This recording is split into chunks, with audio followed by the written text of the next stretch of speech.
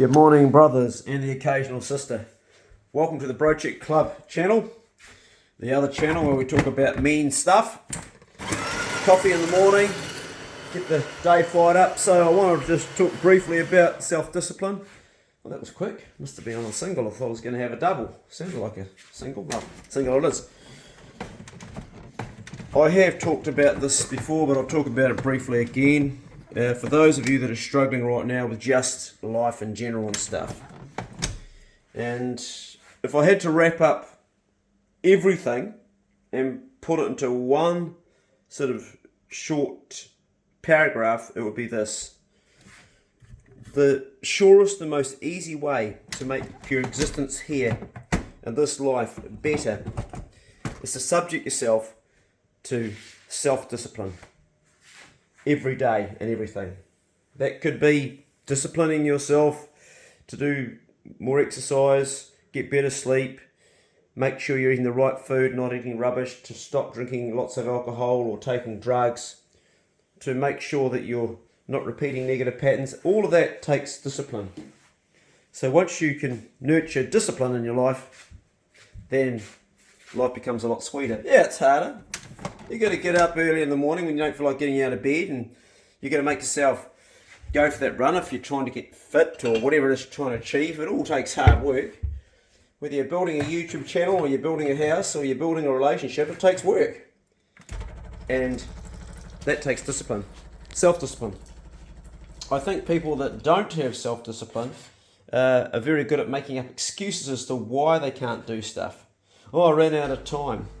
Well, I've got a lady living here, Dot. She's moved her house bus in down here.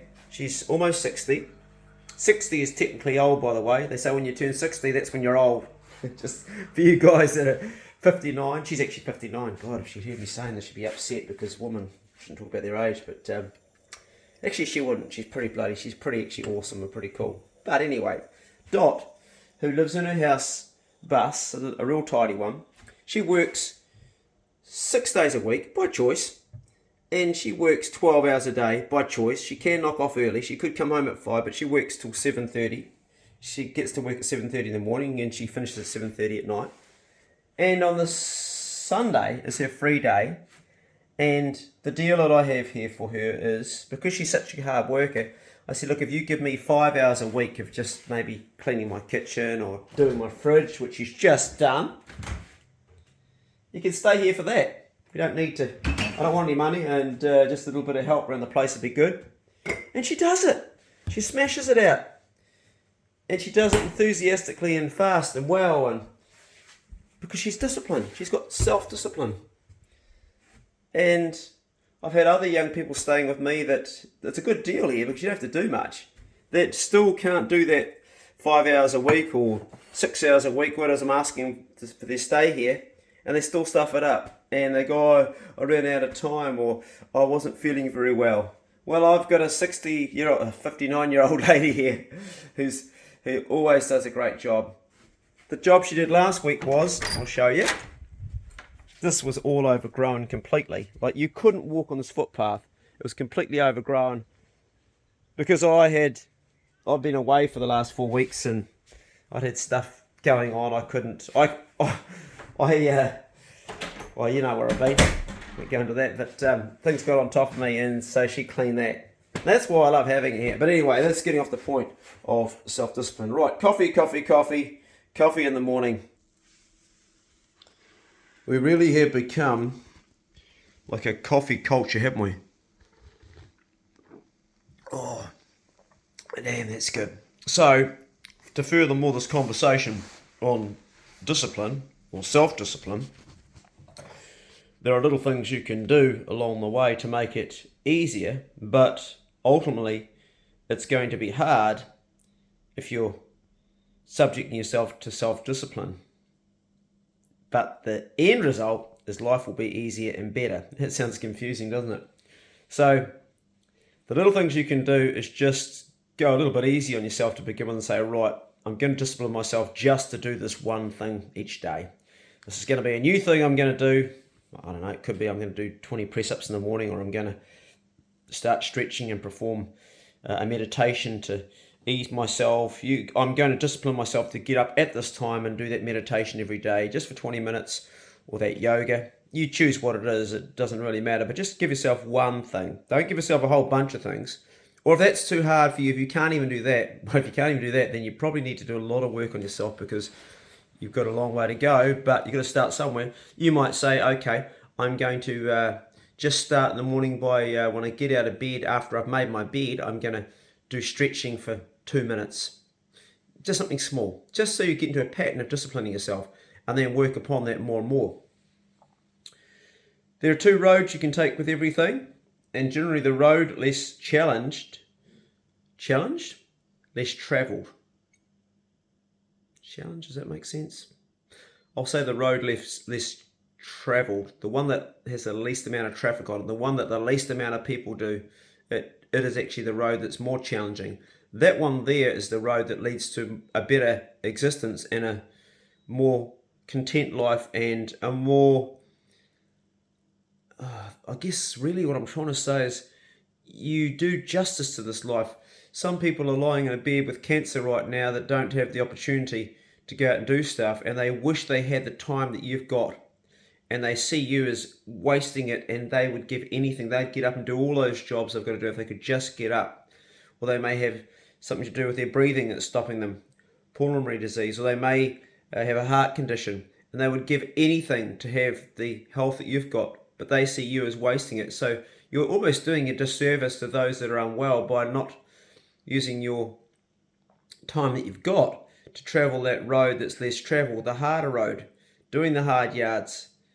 And taking that road, you later on have a better life down the track. And you also have a better life while you're doing it. Because being uncomfortable doesn't make you unhappy. It just makes you uncomfortable.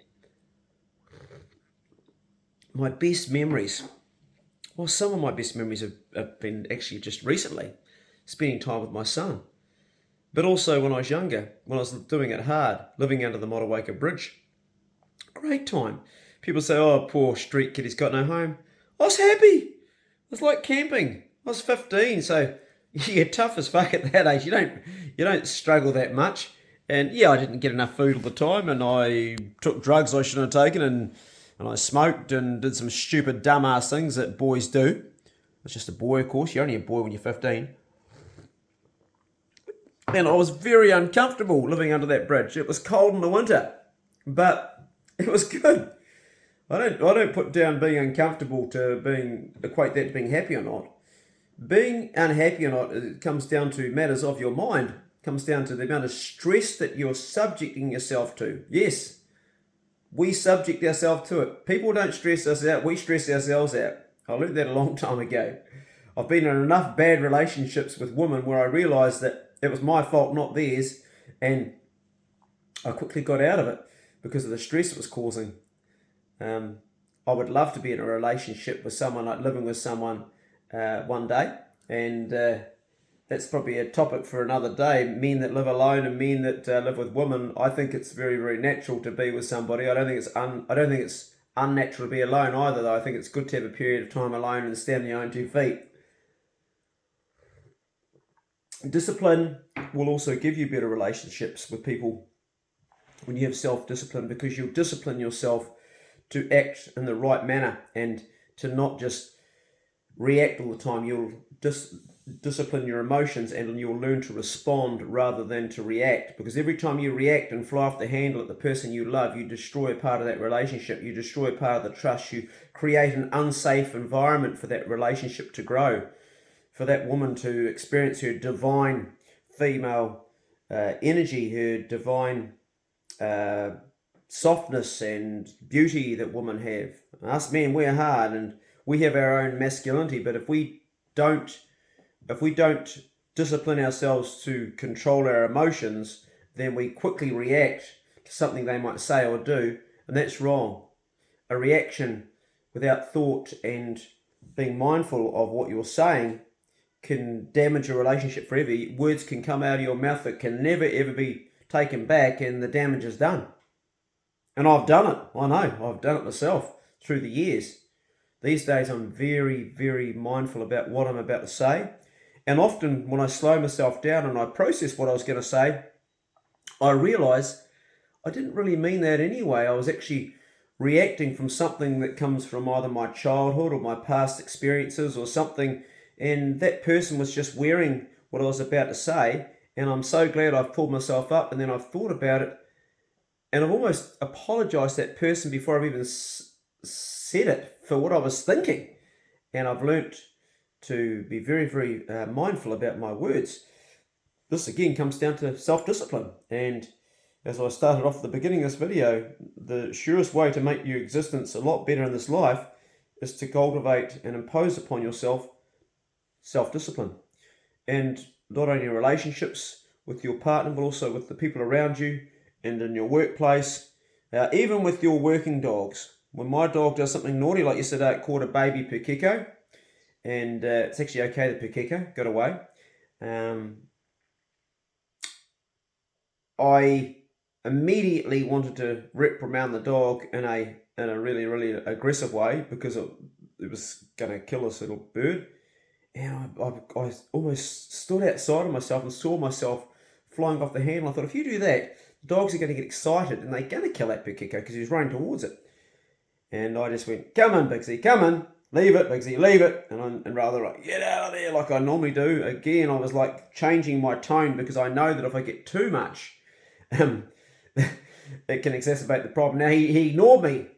So then I gave him the heart, leave it. And he turned around like, what's the boss angry at? And I went, good boy, come here. And I went soft again. I didn't keep it going. I just got enough to get his attention. And he sort of wagged his tail and came in looking like, I'm sorry, boss. He knew he'd done something wrong, but didn't know quite what it was. But by the tone of my voice, because he's got a high prey drive and a little black thing running through the grass, could be a pig. He may not have even smelled it. And so we make up stories and then we act on them, and we've got to learn to discipline ourselves to not always react. Easier said than done because we run on emotions most of the time, and damn, I need another taste of this coffee. I'll finish the video up by saying good luck with your day and making it one where you impose self-discipline upon yourself, take the road less travelled. So the end result is you lose that weight that you need to get rid of so your health is better. You gain that fitness you need so you feel better about each little job you do. You have that relationship with that person that you've worked upon and made it so it's now something that warms your heart and gives you joy. So you have attained that goal of working hard and buying that truck or that boat or that thing you wanted which sparks your joy, whatever it is. It might be a mountain bike, might be a guitar, might be a brand new rifle, might be a ride-on mower. Hey, mad Kiwi, whatever it is that you want, but it all takes discipline to earn the money to get there to achieve the goal. Everything takes discipline. So good luck shaping self-discipline. And I probably need to do a separate video on shaping self-motivation. They are tied into each other, but that's a video for another day. Check on yourself, check on a brother, check on yourself regarding your own self-discipline, and smash out this day. It's Easter time. The coffee's good. I've got a shitload of work to do out in the garden. I'm going to head out there very shortly and start pulling a whole lot of weeds out because I've got behind with my garden. Have a great one, and we'll see you in the next Bro Check Club video. See you later. Oh, God, I love Chloe's coffee. All the way from Australia. 2 Seasons coffee from Schwartz Cafe. Just absolutely divine. And Chloe's pregnant right now. She's having a baby. That's exciting. She's one of my patrons on Patreon. Here's to you, Chloe, and your little life growing inside you. Whatever it is. Or whatever it is, male or female. Couldn't be anything else, could it? This crazy mixed up world, who knows? Yeah. Whatever she has, boy or girl, I just hope it's healthy for her and her man. It's always exciting. See you guys.